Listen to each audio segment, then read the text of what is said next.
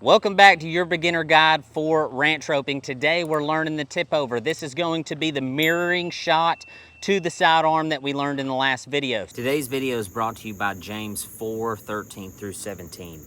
Now listen, you who say today or tomorrow we will go to this or that city, spend a year there, carry on business and make money. Why? You do not even know what will happen tomorrow. What is your life? You are a mist that appears for a little while and then vanishes. Instead, you ought to say, if it is the Lord's will, we will live and do this or that. As it is, you boast in your arrogant schemes. All such boasting is evil. If anyone then knows the good they ought to do and doesn't do it, it is a sin for them.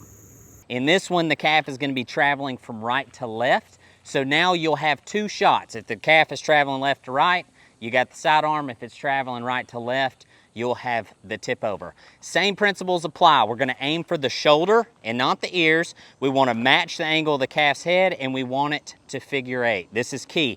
You can throw this shot off the left-hand side of your horse or off the right-hand side of your horse. It doesn't matter either way. The key is that you're matching the angle of the calf's head to the ground. So instead of the sidearm, so if we have our sidearm swing to make it a tip over, and the reason why we call it a tip over is I'm gonna tip that loop over my left-hand shoulder.